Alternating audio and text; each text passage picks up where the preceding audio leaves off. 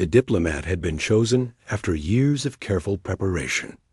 Earth had never sent someone like him before, a person who could not only speak for the planet, but also understand the strange ways of alien civilizations. His life had always been about negotiations, about finding common ground, about seeing both sides of a story. People on Earth trusted him. Governments trusted him.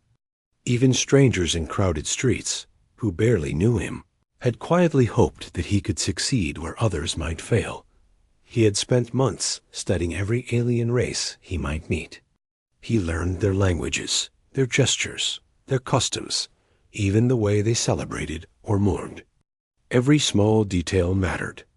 When Earth leaders had first approached him, he remembered the weight of the responsibility. "You carry the hopes of millions," they had said. And he had taken a deep breath, feeling both pride and fear. He knew that failure could mean much more than personal disgrace. It could mean war. The day of departure came quietly. There were no grand speeches, no media frenzy. The Diplomat preferred it that way. He stood in a hangar surrounded by the soft hum of engines, the sleek silver of the spacecraft glinting in the sunlight.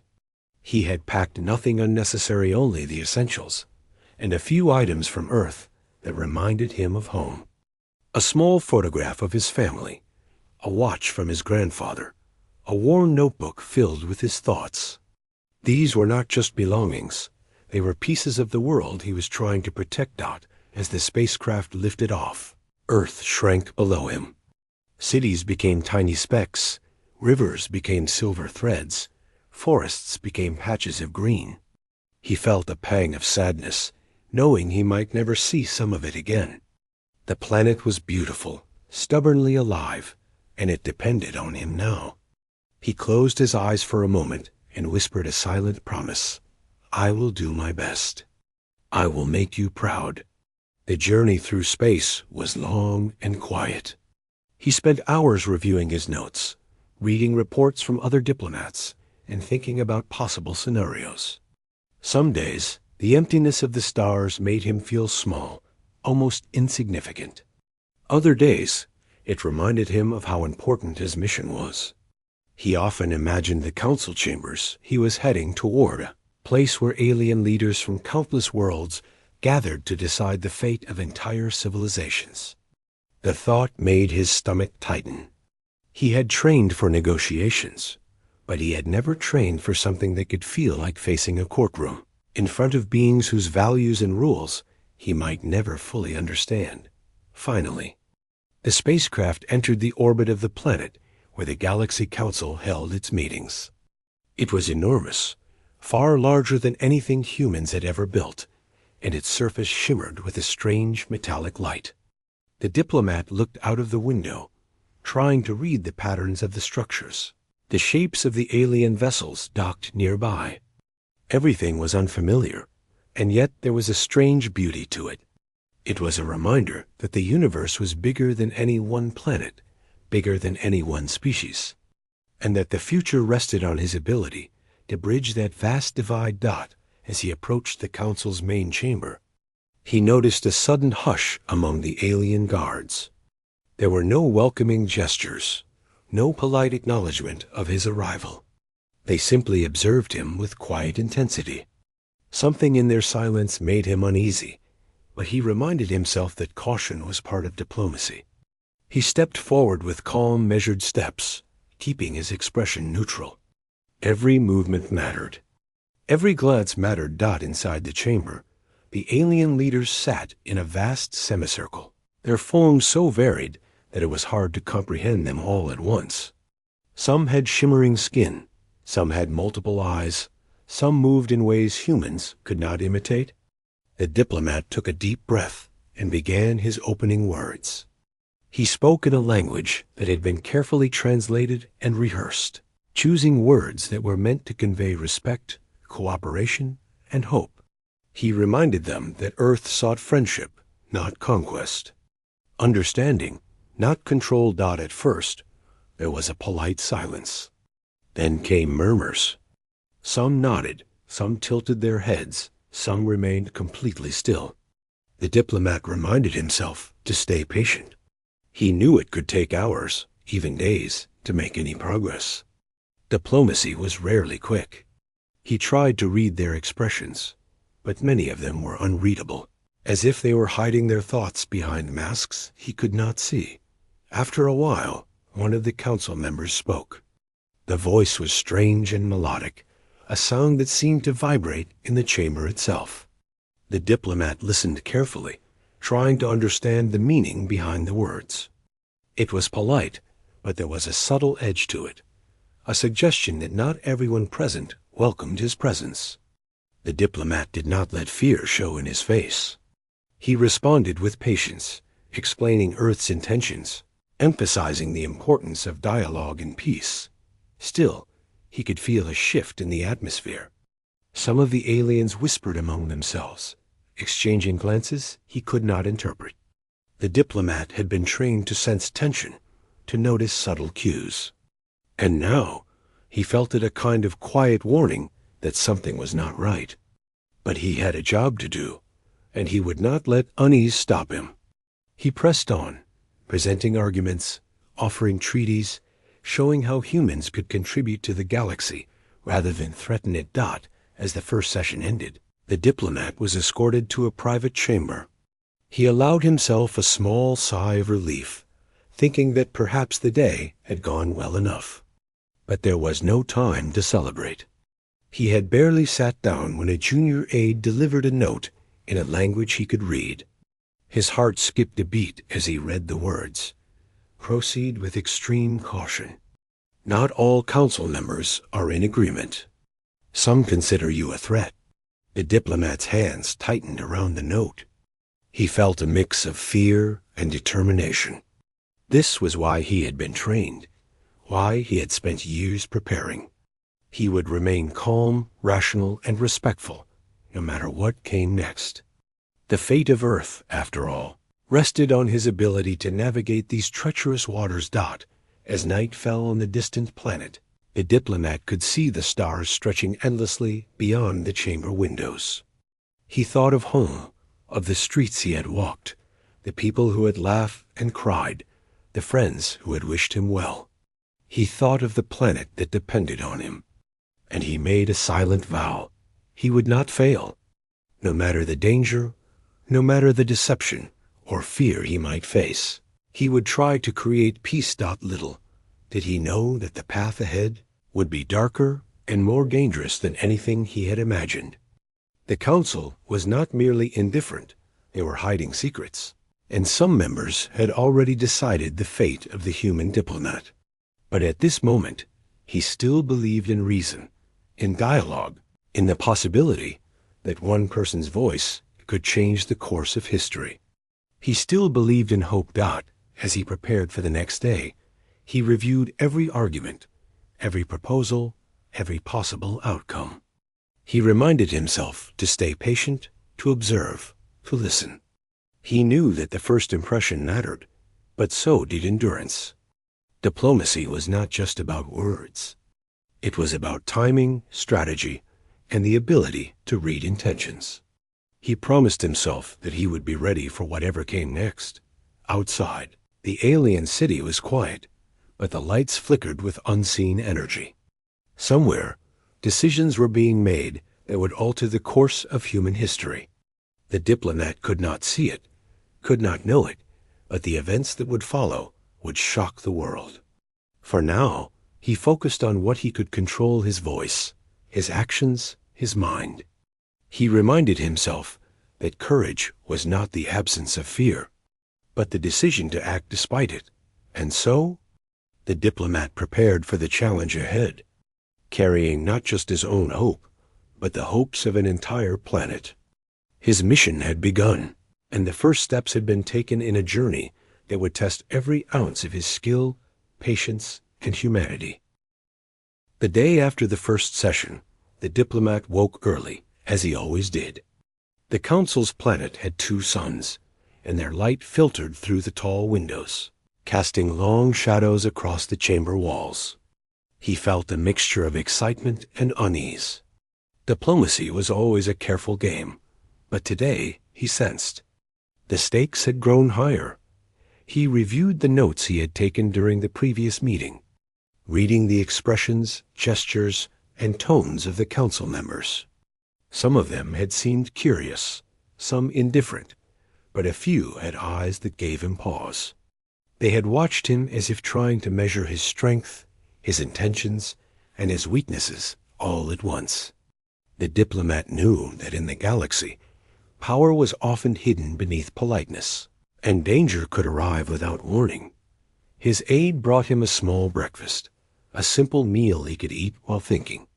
The diplomat had learned to appreciate small comforts in strange places, and the meal reminded him that even far from home, humanity had a way of keeping its essence alive. He picked up his cup, sipped slowly, and allowed his mind to wander.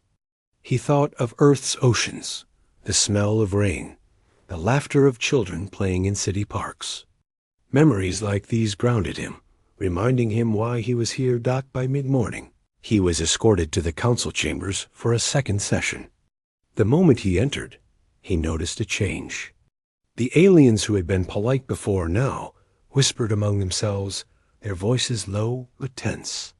One of the council members, a tall, slender being with translucent skin, gave him a brief nod, but it was almost imperceptible. Another, with multiple eyes, stared at him in a way that made him instinctively take a small step back. There was a subtle shift in the air, a quiet warning that he could not ignore. The diplomat began his speech, choosing words that were calm and precise. He emphasized Earth's commitment to peace, its desire to learn from other civilizations, and its readiness to contribute to intergalactic stability. He spoke slowly, carefully, watching their reactions. Some nodded, some remained neutral, but the tension was palpable. He noticed a few glances exchanged between the members that seemed secretive, almost conspiratorial. Then, without warning, a council member with dark, metallic skin spoke sharply. His voice echoed in the chamber in a way that made everyone pause. He accused the diplomat of violating intergalactic protocols. The diplomat froze for a moment, trying to understand the accusation. It was the first time he had faced direct confrontation in the council. He thought it must be a misunderstanding, perhaps a miscommunication or a difference in interpretation of the rules. "Sir," he said calmly, "I am here only to speak for my planet and to ensure peace. If there has been any misunderstanding, I am ready to clarify and cooperate fully." But the council member ignored him. Instead, he gestured to others who had papers and devices, showing what appeared to be evidence of supposed violations. The diplomat studied them carefully. Some of the documents were unfamiliar, with symbols he had never seen, charts he could not immediately interpret. Yet he realized that the accusations were serious, and if not handled carefully, could jeopardize his mission and Earth itself. He tried to remain composed. He spoke again, explaining the purpose of his actions, the intent behind his proposals, and the reason Earth had acted as it had in recent intergalactic incidents. But the council members were not listening as he hoped. Whispers spread like ripples in water, and he noticed that a few of the council members were shaking their heads subtly, indicating that they were aligned against him. He could feel the tension rising in the room. His hands, resting lightly on the podium, were steady, but inside he felt a storm of anxiety. He had prepared for negotiations, for misunderstandings, for long hours of discussion. But he had not prepared for this, the sudden, deliberate targeting of his credibility. It was like walking on a tightrope over a canyon he could not see the bottom of. The diplomat paused, taking a deep breath. He reminded himself that fear could be dangerous in moments like this. He had to remain calm, focused, and rational. He continued to speak, carefully choosing each word. He reminded the council that Earth had always respected the laws and customs of intergalactic relations. He emphasized that humans sought friendship and knowledge, not conflict or dominance. Some members seemed to listen. Others remained indifferent, but a small group, the ones who had been whispering from the start, were clearly plotting. The diplomat sensed that they wanted more than a discussion. They wanted to set him up for failure. Still, he pressed on. He presented evidence of Earth's compliance with galactic rules, letters from allied civilizations, even proof of humanitarian aid that Earth had provided to planets affected by natural disasters or conflicts. For a brief moment, he thought he might succeed. Some council members nodded slightly, as if recognizing the sincerity of his words. But just as he began to feel cautious optimism, the accusations escalated.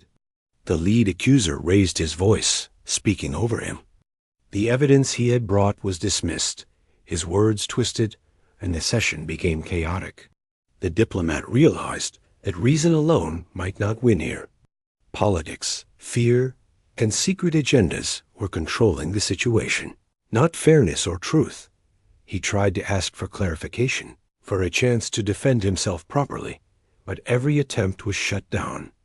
The council's rules allowed them to interrupt and override any speaker, and they used this power against him ruthlessly. He felt frustration rising, but forced himself to remain composed. He could not let anger take over. He had to be patient, to observe, to learn. He had to find a way to survive this first attack so he could continue representing Earth. After hours of tense discussion, the diplomat was finally excused, though not without a clear warning. He was told that any further missteps could have serious consequences. As he left the chamber, escorted by aides who whispered cautiously to him, he felt a mix of relief and dread. The immediate danger had passed, but the underlying hostility had only grown stronger. Something inside the council was determined to see him fail, and he did not yet know why. Back in his private chamber, he reviewed the day's events. He wrote down every detail he could remember, the words, the gestures, the expressions. He tried to find patterns, clues that might reveal the motives behind the attacks. The diplomat knew that knowledge was power, and in this environment, understanding the hidden intentions of the council was as important as any treaty or proposal he could present. He also realized the isolation he felt. On Earth, he had colleagues, friends, and family to discuss matters with, to share concerns and ideas. Here, he was alone in a world that did not speak his language, where every interaction was scrutinized, and where trust was rare. He felt the weight of responsibility pressing down harder than ever before. Earth depended on him, and failure could mean not just personal loss, but the loss of his entire planet's safety. Despite the danger, he did not allow despair to take root. He reminded himself of why he had been chosen, his ability to think clearly under pressure, his patience, and his dedication to peace. He reviewed every argument he had made, thinking about how he could improve his strategy, how he could navigate the council's hidden politics. He understood now that his mission was no longer just about diplomacy. It was about survival, strategy, and the careful balance between honesty and caution. As night fell on the council's planet, the diplomat looked out of the window at the distant stars. He felt a twinge of sadness, missing Earth more than ever. He thought about the streets, the oceans, the people who were unaware of the danger he now faced. He thought about his family, who had encouraged him, and the millions of people relying on his success. And he made a quiet vow. He would not give up. No matter the obstacles, no matter the hostility, he would continue to fight for peace and for the truth. Yet even as he made this promise, a sense of unease lingered. The accusations had been sudden, sharp, and coordinated. The diplomat suspected that some members of the council were not just skeptical, they were actively plotting against him.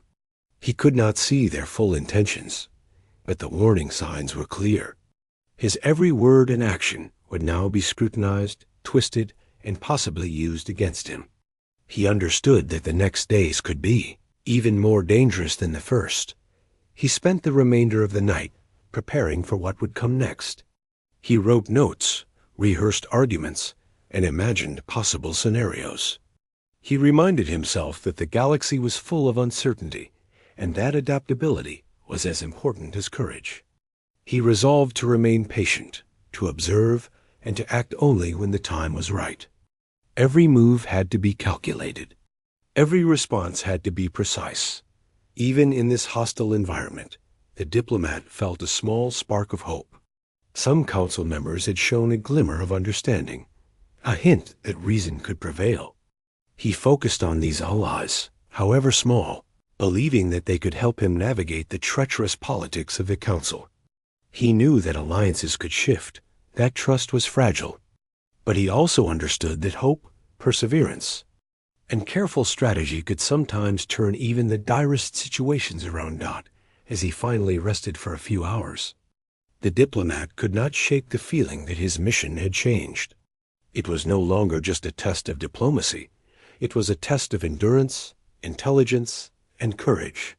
He had faced accusations and hostility that were unexpected, and he knew that the coming days would require E. The day had started quietly, almost peacefully, as if the galaxy itself were holding its breath. The diplomat awoke in his quarters, reviewing notes from the previous sessions, practicing arguments, and preparing to face the council again. He had learned to expect hostility, but today there was an unusual tension in the air. He could feel it, not just in the council chambers, but in the very corridors of the alien city. A sense of anticipation, of unseen eyes watching, followed him wherever he went. As he entered the council chamber, the usual greetings were absent. The members remained seated in their semicircle, their expressions unreadable, their attention focused elsewhere. A few glanced at him with mild curiosity, but most avoided his eyes entirely. The diplomat tried to remain calm, reminding himself that patience and observation were his greatest allies. He began his opening remarks, speaking slowly, carefully, and respectfully, emphasizing Earth's commitment to dialogue and peace. At first, the response seemed neutral. The council listened politely, but there was an undercurrent of something darker. Then, suddenly, the lead accuser from the previous session stood up. His voice echoed through the chamber, sharp and metallic, commanding the attention of everyone present. He repeated the accusations from before, this time with more force and clarity, presenting evidence that seemed carefully constructed to discredit the diplomat completely. The diplomat tried to speak, to explain, to clarify, but before he could get a full sentence out, the council members began to interrupt. Their gestures were precise, almost rehearsed, leaving no room for him to defend himself. He realized then that this was no ordinary misunderstanding. It was deliberate. Some of the members had already made up their minds. Some of them wanted him removed entirely. He remained calm outwardly, but inside, a wave of dread washed over him. He thought of Earth, of the people waiting for news, of the trust placed in him. He reminded himself that panic could not help now. He had to stay composed, to keep his voice steady, and to continue making his case as best as he could under impossible circumstances. Minutes turned into hours. Every attempt he made to reason with the council was met with dismissive gestures or sudden interruptions.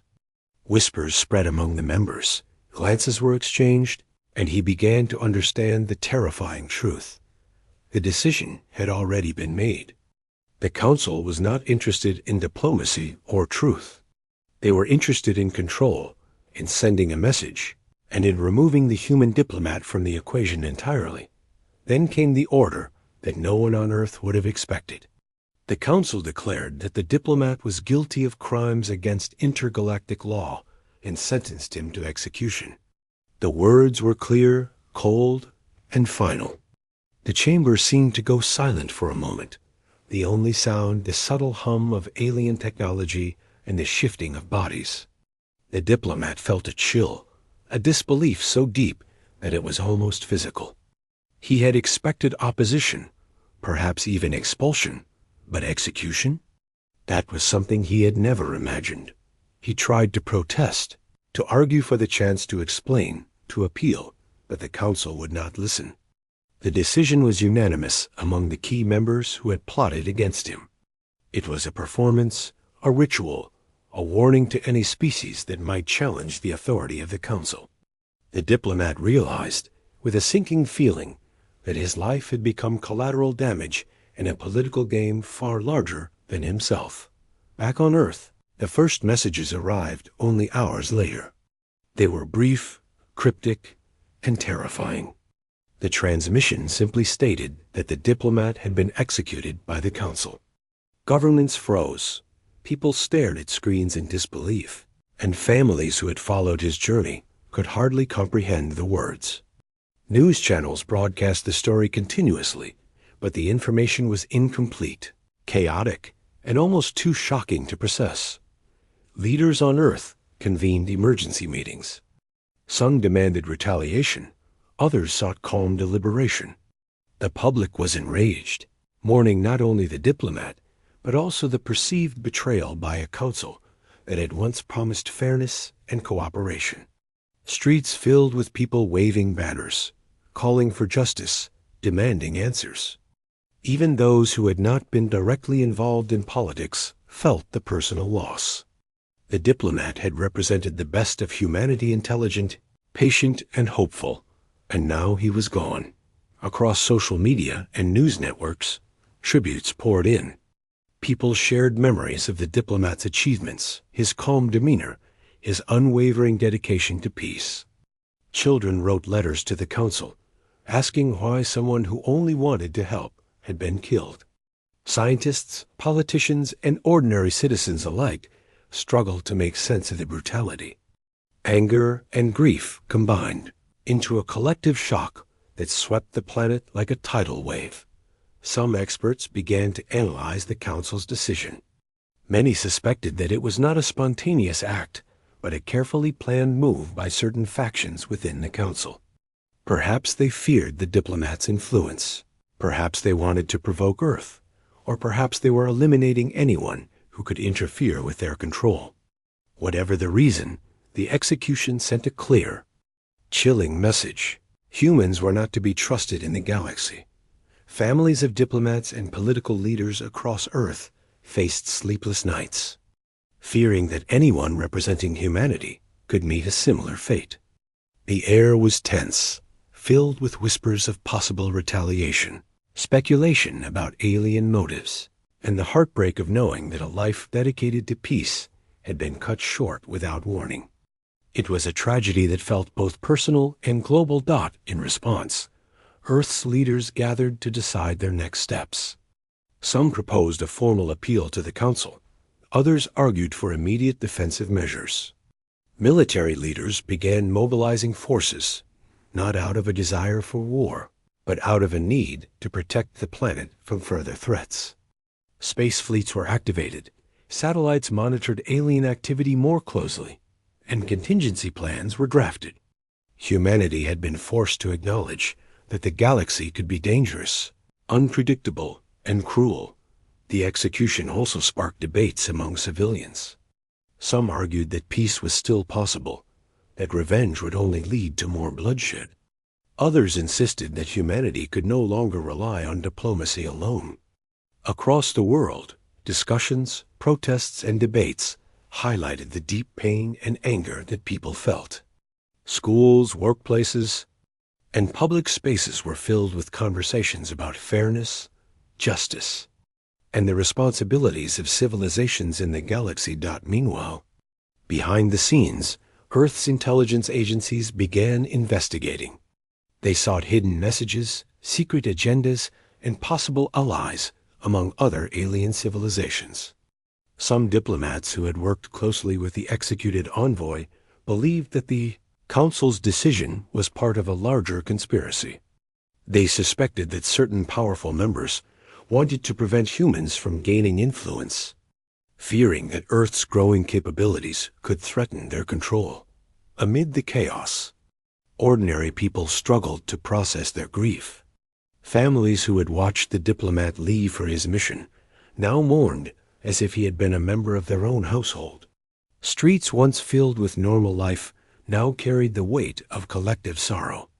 Statues, murals, and memorials were planned, while citizens held vigils to honor a man who had given his life for the hope of peace. The execution also had a profound effect on future diplomats. Those preparing to represent Earth in the galaxy now did so under a cloud of fear and caution. They studied the actions of the Council carefully, aware that a single misstep could be fatal. Training programs were adjusted to include lessons on political deception, the dangers of hidden agendas, and the unpredictable nature of intergalactic law. Yet even in the face of this tragedy, there was resilience. People remembered the diplomat not just for how he died, but for what he represented: courage, patience, hope, and the belief that dialogue could change the world. Communities came together, supporting each other, determined that his sacrifice would not be forgotten. They organized educational programs, discussion forums, and outreach efforts to ensure that the story of his dedication would inspire future generations. The shock of the execution reverberated across every layer of society. Politicians, scientists, teachers, and ordinary citizens alike debated the implications. Could humanity survive in a galaxy where diplomacy was punished? Could trust exist among civilizations that acted with secrecy and cruelty? Every question carried weight, and no one could provide easy answers. For a brief moment, it seemed that despair might take hold. But slowly, determination grew. People realized that in order to honor the diplomat, they could not simply mourn. They had to act. They had to protect Earth, strengthen its alliances, and ensure that no one else would suffer the same fate. Plans for defense, strategy, and observation began to take shape, fueled not by vengeance alone, but by the desire for justice and the hope of preventing future tragedy. As Earth prepared for the uncertain days ahead, the story of the diplomat's execution became a symbol. It reminded everyone of the fragility of peace, the dangers of unchecked power, and the importance of vigilance. It also reminded them of humanity's resilience, that even in the face of betrayal and loss, people could come together, think strategically, and fight for what was right. The execution had been shocking, but it had also awakened something deeper in humanity, a determination to protect their planet, defend their values. The news of the diplomat's execution had sent shockwaves across Earth, but in the days that followed, shock began to turn into determination. Governments called emergency sessions, convening representatives from every nation, every space defense, division, and every scientific council that dealt with extraterrestrial matters. The world had changed overnight. No one could deny the reality. The galaxy could be ruthless, and Earth needed to be prepared for anything. In the capital cities, leaders spoke publicly and privately. Speeches were delivered, but the diplomats, family, and colleagues could see the weight behind the words. Politicians tried to remain composed, but their eyes revealed the same grief and anger that every citizen felt. They reminded the public that the diplomat had represented the very best of humanity, his courage, patience, and faith in reason, and that his death could not be in vain. Meetings behind closed doors were intense. Military strategists, scientists, and diplomats debated the best way forward. Some argued for retaliation, some for caution, some for negotiation. But one thing was clear: Earth could no longer rely solely on diplomacy. The Council's actions had demonstrated that words alone would not protect the planet. Humans had to be prepared to defend themselves, and fast. The first step was intelligence. Earth scientists and analysts worked around the clock to gather information about the Council, its members, and their allies. Every transmission, every observation, every report was scrutinized for clues. They had to understand who had orchestrated the diplomat's execution and why. Were there factions within the Council who wanted war? Were some members secretly sympathetic to Earth's cause? Every detail mattered. At the same time, military forces were mobilized. Ships that had previously been used only for research or peaceful exploration were upgraded for defense. Pilots trained rigorously, learning maneuvers and strategies that might one day be used against hostile forces. Engineers worked day and night to improve weapon systems, shields, and detection technology. Earth was no longer just a planet, it was becoming a fortress, ready to defend its people from a galaxy that had shown itself capable of extreme cruelty. Alliances were another crucial focus. Earth reached out to civilizations that had previously maintained neutral relations, hoping to build trust and mutual protection. Some alien races responded cautiously, but others were willing to share intelligence and technology. Humanity realized that in the galaxy, no one could survive alone. Cooperation was essential, but trust had to be carefully measured out at the same time. Ordinary people across Earth reacted in their own ways. Streets that had once been filled with routine life now buzzed with activity, as volunteers offered their skills, resources, and energy to the cause. Engineers, scientists, and even students found ways to contribute. Some developed new technology, some organized communication networks, some trained for emergency response. The execution had awakened a sense of unity, a collective purpose that transcended borders. Media outlets played a key role in shaping public awareness and morale. News reports highlighted the Diplomat's courage, the injustices of the Council, and Earth's preparation for future challenges. Citizens followed every development closely, discussing strategy, ethics, and the possibility of conflict. The world seemed to have awakened to a new reality, one where survival depended on knowledge, courage, and vigilance. In the midst of all this, memorials and tributes were organized for the Diplomat. People from every corner of the planet shared stories of his dedication and character. Schools held lessons about his mission and the principles he stood for. Artists created murals, songs, and literature inspired by his bravery. Even in grief, humanity found ways to honor his legacy and to ensure that his efforts would never be forgotten. Behind the scenes, Earth's intelligence teams worked to uncover hidden agendas within the Council. Leaks suggested that some factions had deliberately targeted the Diplomat to weaken Earth's influence. These findings confirmed what many had suspected. The execution was not just a punishment, but a calculated move to provoke fear and submission. Knowing this made Earth even more determined to act strategically and to protect itself from further manipulation. Every day brought new challenges. Communications with distant allies were slow, sometimes interrupted by unknown interference. Technology had to be adapted, tested, and upgraded to keep pace with the sophisticated capabilities of alien civilizations. Scientists and engineers worked tirelessly to understand alien designs, weapons, and defense systems. Earth's response was no longer reactive, it had to become proactive, anticipating threats before they arrived. Political leaders faced immense pressure. Citizens demanded action, and the Council's actions had made negotiation seem almost impossible. Yet, even in anger, many leaders recognized the need for careful planning. Any rash decision could escalate into a full-scale galactic conflict, endangering billions of lives. Strategy, patience, and foresight became the guiding principles of Earth's response. Training programs for pilots and soldiers intensified. Simulations recreated scenarios based on observed Council tactics, preparing humans for situations that had never occurred before. Young recruits, inspired by the Diplomat's courage, trained with dedication, knowing that their skills might one day determine the survival of the planet. The sense of purpose was palpable. Earth was becoming more than home.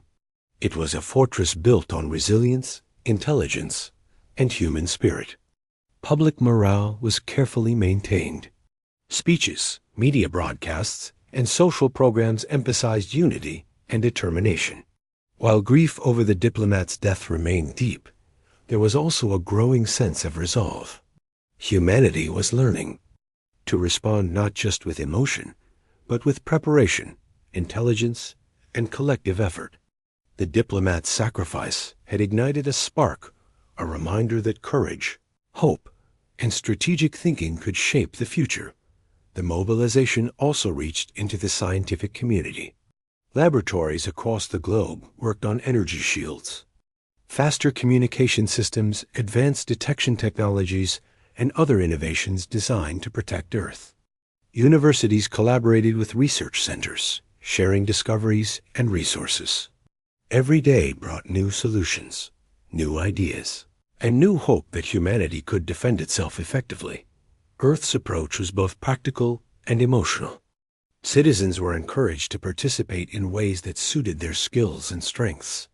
Some focused on technology, others on strategy, others on humanitarian support. Families, communities, and organizations united, forming networks of support that strengthened the planet from within. The execution of one diplomat had turned into a call to action that touched every layer of society. Meanwhile, whispers about the Council's internal politics began to circulate among Earth's intelligence networks. It became clear that not all members were united in the decision to execute the diplomat. Some were hesitant, even sympathetic to humanity's position. Earth began to look for opportunities to engage with these factions, hoping to gain allies who could provide information, support, or even protection in the future. Strategy, it seemed, required more than defense. It required diplomacy on multiple levels, even in the face of betrayal. The first coordinated efforts to strengthen Earth's space defenses were launched. Satellites were repositioned to monitor alien activity, and early warning systems were improved. Communication networks were hardened against interception, and contingency plans were put in place for a wide range of scenarios. Every action was designed to ensure that the planet could respond quickly and decisively if further threats arose. Even as preparation intensified, Earth's citizens found ways to honor the diplomat's legacy. Memorial events, documentaries, and educational programs emphasized the values he had represented: courage, patience, hope, and the belief in reason over violence. These programs inspired new generations to think critically, to act bravely, and to prepare for the challenges that lay beyond the familiar skies of Earth. Not through all of this, the diplomat's family and close colleagues became symbols of resilience. Their grief was real, but so was their determination to continue his mission. They participated in planning, strategy discussions, and public events, reminding everyone that the fight for justice and protection was not abstract. It was personal, rooted in human lives and human sacrifice. As weeks passed, Earth transformed. What had once been a planet focused largely on internal affairs now became a coordinated, vigilant, and prepared civilization. Every individual, in some way, contributed to the planet's readiness. Engineers, scientists, pilots, soldiers, diplomats, and ordinary citizens worked together, united by a shared purpose. The diplomat's execution had ignited a sense of unity and determination that no one could ignore. The message was clear: humanity would not be intimidated. The Council had tried to silence one voice, but in doing so, it had awakened an entire planet. Earth was ready to defend itself, to protect its people, and to ensure that such an act of betrayal would never go unanswered. Not with rash violence alone, but with intelligence, strategy, and resilience. And so, as Earth mobilized, the planet became more than just a home. It became a symbol of determination, courage, and hope. Every decision, every action, every effort was a step toward ensuring that humanity would survive, thrive, and assert its place in the galaxy. The diplomat's sacrifice had. The first signs of conflict appeared almost immediately. Skirmishes erupted near the outer stations, distant human outposts that had previously been used for scientific observation and exploration. Small fleets of alien ships approached without warning, testing Earth's defenses. Pilots, engineers, and soldiers who had spent years preparing for this moment now faced their first real challenge. The calm that had existed during the Diplomat's mission was gone. It had been replaced by urgency, strategy, and the raw reality of survival. Humanity had expected some resistance, but the intensity of the attacks shocked everyone. Alien fleets were larger, faster, and more sophisticated than anticipated. Their tactics were precise, coordinated, and sometimes cruel. Yet, despite the fear, the people of Earth did not falter. Pilots executed maneuvers that had been practiced endlessly in simulations. Engineers repaired ships mid-battle, and commanders made split-second decisions to protect their people. The planet had become a well-oiled machine, fueled by both fear and determination. Each victory came at a cost. Human fleets managed to repel alien attacks, but the casualties were high.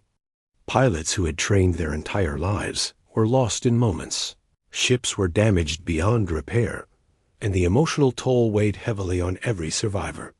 Families back on Earth watched news feeds with a mix of horror and pride, seeing their loved ones risking everything for the planet. Yet despite the losses, determination never waned. Every battle became a lesson, every defeat a motivation to improve and fight harder. The Diplomat's execution had ignited more than just anger, it had sparked unity. Across the planet, citizens volunteered to contribute in any way they could. Engineers developed new weapons and defense systems. Scientists studied alien technology to find weaknesses. And communicators ensured that every fleet, station, and soldier remained connected. Humanity's response became a testament to resilience, showing that when survival is at stake, people can achieve extraordinary feats. Even as the battles raged in space, diplomacy did not completely disappear. Some alien civilizations, distant from the Council's influence, offered intelligence, supplies, and tactical advice. They had seen the Council's cruelty and understood that not all humans were a threat. Earth welcomed these allies carefully, vetting every communication, every offer, and every exchange. Trust was fragile, but some bonds were necessary to survive the relentless attacks. The conflict was no longer localized. It spread across star routes, from research outposts to strategic colonies, with battles appearing in unexpected regions. Alien forces often struck in waves, retreating just as humans seemed to gain an advantage. The war became a cycle of attack and counterattack, where each victory for Earth triggered new challenges. Pilots learned to anticipate patterns. Engineers developed shields and faster repair systems, and commanders adapted to ever-changing tactics. Humanity had entered a war without clear rules, a war that tested every skill, every strategy, and every ounce of courage. Amid the fighting, stories of bravery and sacrifice spread across Earth and the colonies. Young pilots who had barely reached adulthood became heroes overnight, risking their lives to protect civilian transports. Engineers worked tirelessly in darkened hangars, repairing ships that had been shattered in moments of combat. Soldiers stationed on remote bases coordinated defenses under constant threat of attack, their resolve unbroken despite exhaustion. Every individual, in some way, became part of the fight, and their stories inspired others to continue, no matter the danger. Humanity's technology evolved quickly in response to the conflict. Faster ships, advanced shields, and new energy weapons were developed in record time. Scientists studied alien tactics, seeking weaknesses that could be exploited. They discovered that some alien forces relied on rigid hierarchies and predictable strategies. Others were more chaotic, but human analysts adapted to each approach, learning from each skirmish and using that knowledge to strengthen defenses. It was a war of intellect as much as skill, a battle where strategy often outweighed brute force. The emotional toll was immense. Families worried constantly about loved ones in space, and communities struggled to maintain normal life while the planet prepared for potential invasion. Grief was everywhere, but so was resilience. Memorials were held for those lost in combat, and citizens came together to support one another. Children were educated about the conflict in age-appropriate ways, ensuring that even the youngest understood the stakes without being overwhelmed. Humanity's response was not just military, it was social, emotional, and cultural, a coordinated effort on every level. In the midst of battle, intelligence operations uncovered startling truths. The Diplomat's execution had not been random. It had been orchestrated by a secret faction within the Council that feared humanity's growing influence. They had wanted to provoke fear, to assert dominance, and to destabilize Earth before humans could gain more power in galactic politics. This revelation changed strategy. Earth now knew that the fight was not just for survival, but also for justice, truth, and the protection of their place in the galaxy. The battles became more complex. Alien fleets tested Earth's defenses with feints, decoys, and ambushes. Humans adapted, using advanced sensors and reconnaissance drones to detect traps. Every encounter was a learning opportunity, and every victory reinforced the importance of preparation and unity. Commanders who had once only trained on simulations now led real fleets through dangerous maneuvers, relying on skill, intuition, and courage. The conflict demanded more than technology. It demanded humanity's best.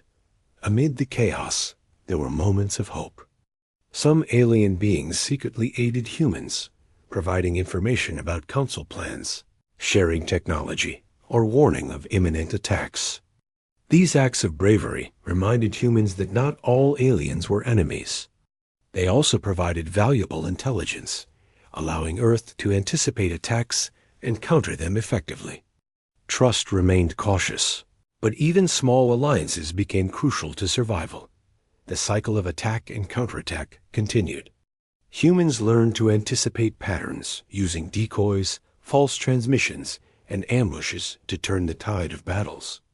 Pilots risked everything, navigating asteroid fields, energy storms, and enemy fire. Engineers repaired damaged ships mid-battle, often under extreme conditions.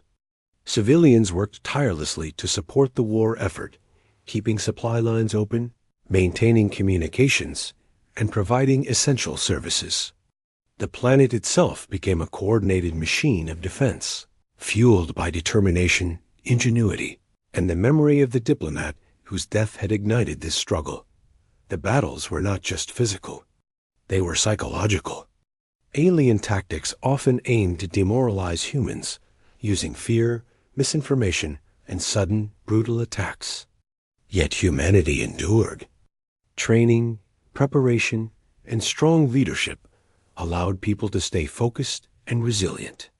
They learned to separate emotion from strategy, to use grief and anger as motivation rather than distraction. Every victory, no matter how small, strengthened morale and reaffirmed that survival was possible. As weeks turned into months, the scale of the conflict expanded further. Skirmishes spread to previously unexplored regions, testing humanity's ability to respond quickly and decisively. Every fleet, station, and outpost became critical to maintaining communication, defense, and supply. Pilots and soldiers were stretched to their limits, yet they continued to fight with skill, courage, and unwavering commitment. The battles were exhausting, but surrender was never considered. Humanity had too much at stake. Through it all, the Diplomat's legacy remained a guiding force. People remembered his patience, his courage, and his belief in dialogue. Even as war raged, these principles shaped strategies, reminding commanders and civilians alike that humanity's fight was not just for revenge, but for survival, justice, and the values they held dear. The Diplomat's vision of a united, resilient humanity inspired countless acts of bravery, innovation, and sacrifice across the planet and beyond. Even amidst endless conflict, small victories offered hope. Captured intelligence, successful ambushes, and saved colonies reminded humans that they could survive, adapt, and even thrive under extreme pressure. Every success strengthened morale and reinforced the importance of unity, preparation, and resilience. The battles were not only about territory, they were about proving that humanity could endure, no matter the odds. Yet the war showed no signs of ending. Every victory was met with retaliation, every advance countered by new attacks. Humans began to understand that this was not a conventional conflict. It was a test of endurance, strategy, and spirit. They learned to prepare for uncertainty, to adapt to rapid change, and to persevere even when the situation seemed hopeless. The never-ending battle became more than a description. It became a reality, a challenge that demanded the best of every human involved. Despite exhaustion, fear, and grief, humanity endured. Pilots continued to fight, engineers continued to innovate, and civilians continued to support in any way they could. Every act, no matter how small, contributed to the planet's survival. The Diplomat's death had sparked a war, but it had also sparked unity, courage, and resilience across Earth and its colonies. Humanity was learning to fight not only for survival, but for justice, for truth, and for the preservation of values that no enemy could destroy. And so, as battles raged, the battles in space had continued for months, but humanity had learned more than just how to fight. The never-ending conflict revealed patterns, weaknesses, and secrets that the Council had hoped to hide. Earth's intelligence teams had been working tirelessly, collecting data from every encounter, studying alien tactics, and analyzing every communication. Slowly, a bigger picture emerged, one that explained why the Diplomat had been executed and why the Council had acted with such cruelty. It was clear that a secret faction within the Council had been manipulating events for years. They had feared humanity's growing influence, feared that humans could challenge their authority and disrupt their control over the galaxy. The Diplomat had been a symbol of hope, a voice of reason, and a reminder that not all civilizations had to bow to fear or corruption. That is why he had been silenced. Once Earth understood the truth, the planet's leaders realized that this war was about more than survival. It was about justice. Humanity could not simply defend itself. It had to expose the corruption, challenge the Council's lies, and ensure that no other species would suffer the same fate. The realization ignited a renewed sense of purpose across every corner of Earth and its colonies. Strategists and diplomats began working together in unprecedented ways. They shared information, coordinated fleets, and devised plans not just for defense, but for investigation and exposure. Advanced surveillance satellites tracked Council activities. Encrypted communications were intercepted, and secret allies within other civilizations began to provide crucial information. The galaxy was vast, but Earth was beginning to see the threads that connected the Council's actions, revealing the corruption that had been hidden for so long. At the same time, human fleets continued their defensive operations, but now with added purpose. Every battle was not just about survival. It was an opportunity to gather intelligence, test the Council's strategies, and protect witnesses and allies. Pilots became both warriors and scouts. Engineers adapted their ships for reconnaissance as well as combat. And every member of Earth's forces understood that the stakes had grown beyond immediate survival. Humanity's efforts began to show results. Evidence of the Council's secret faction, their manipulations, and their lies started to emerge publicly, transmitted to allied civilizations, and eventually leaked to others who had previously trusted the Council blindly. The revelation shocked many, weakening the Council's control and creating divisions within their ranks.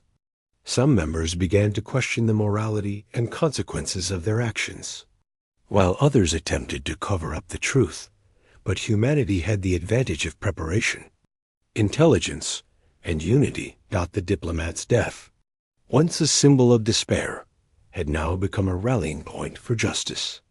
Memorials, tributes, and educational programs highlighted his courage, his commitment to peace, and the truth he had fought to represent. Across Earth, people were inspired not only to defend the planet, but to stand for fairness, accountability, and the protection of all civilizations. His sacrifice had ignited a fire that no one could extinguish. In space, the conflict continued, but with new strategies. Earth's forces employed tactics that combined defense, intelligence gathering, and diplomacy. They approached neutral alien civilizations, presenting evidence of the Council's corruption and appealing to their sense of justice. Some civilizations were hesitant, others cautious, but a growing number began to assist humanity, providing resources, intelligence, and safe havens. The war was no longer just a battle of force. It was a battle of truth and alliances. The psychological impact on the Council was significant. They had assumed that the execution of one human diplomat would intimidate Earth, but instead it had united an entire planet. The Council's secret faction now faced internal distrust as their schemes were exposed and questioned by others within their own ranks. Fear, manipulation, and control were no longer guaranteed to work against a civilization as determined, intelligent, and resilient as humanity. Meanwhile, Earth's citizens continued to contribute to the war effort in diverse ways. Scientists developed new technologies to detect hidden communications and anticipate attacks. Engineers built advanced ships capable of rapid movement and long-range reconnaissance. Civilians assisted with logistics, medical care, and communication. Every person, in some way, was part of the fight for justice, embodying the diplomat's vision of courage, unity, and perseverance. The war's battles grew more strategic. Humans used ambushes, decoys, and carefully timed strikes to weaken the Council's forces while minimizing losses. Pilots navigated asteroid fields, nebulae, and space anomalies, turning the galaxy itself into a defensive advantage. Commanders coordinated attacks across multiple regions simultaneously, creating confusion and forcing the Council's forces to divide their attention. The war became a complex dance of strategy, courage, and innovation, where knowledge and preparation often mattered more than raw power. As evidence of corruption continued to surface, Earth began presenting findings publicly to other civilizations. Transmissions carried proof of the Council's lies, secret deals, and manipulations. Messages from neutral planets amplified the truth, exposing the Council to scrutiny and reducing their credibility. Some factions attempted to retaliate with misinformation, but humanity's careful documentation and intelligence operations ensured that the truth remained clear. The revelation of the Council's corruption had ripple effects across the galaxy. Civilizations that had once been hesitant to challenge the Council began questioning authority, demanding accountability, and forming their own alliances.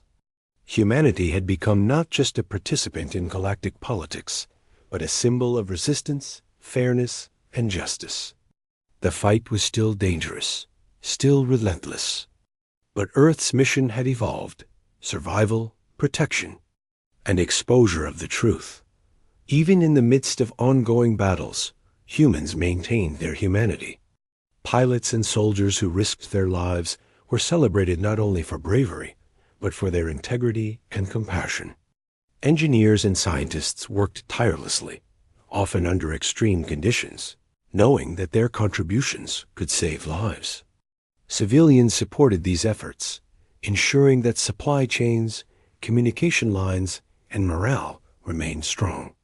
Every person played a role, reinforcing the idea that the diplomat's sacrifice was not in vain. Through all this, humanity began to envision a future beyond endless conflict.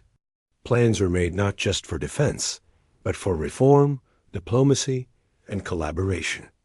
The corruption within the Council had been exposed, but the galaxy was still fragile, full of potential threats and opportunities. Humans recognized that lasting peace required vigilance, alliances, and preparation, as well as the courage to stand for truth and justice, even when it was difficult. The diplomat's vision of a galaxy where dialogue, Understanding and fairness could prevail became a guiding principle. While the battles continued, humanity also sought to create structures and relationships that could prevent similar corruption in the future. Schools, research centers, and diplomatic institutions were developed to educate future generations about ethics, strategy, and the responsibilities of power. The lessons of the war, the sacrifices made, and the courage displayed were recorded, shared, and studied to ensure that history would not repeat itself. By the time the galaxy began to recognize humanity as a significant force, Earth's efforts had transformed the planet. What had once been a civilization focused mostly on its own survival had become a beacon of courage, resilience, and justice. Humans had faced unimaginable challenges, endured loss, and fought in battles that stretched across light years. Yet they had survived, adapted, and emerged stronger, proving that even in a vast and hostile universe, determination, intelligence, and unity could prevail. The war was far from over, but humanity had shifted the balance. The Council's corrupt faction was weakened. Neutral civilizations were now allies or potential supporters, and Earth had learned to navigate the galaxy with both caution and courage. The Diplomat's death, once a moment of despair, had become a catalyst for unity, strategy, and moral clarity. In the quiet moments between battles, humans reflected on the journey. Families remembered those lost, memorials honored the brave, and children were inspired by stories of courage and perseverance. Humanity had learned that survival required more than technology and strategy. It required values, compassion, and the willingness to stand up for what was right. Even in the face of overwhelming odds, the galaxy had revealed its cruelty, but Earth had revealed its strength. Humanity's fight was no longer just about survival. It was about ensuring justice, exposing corruption, and protecting the principles that made them human. Every fleet, every base, every individual had contributed to this struggle, and the Diplomat's vision had guided every step of the way. As Earth continued its journey, one truth became clear: courage, intelligence, and unity could overcome even the most formidable adversaries. The Diplomat's sacrifice had sparked a transformation, and humanity had risen to meet the challenge.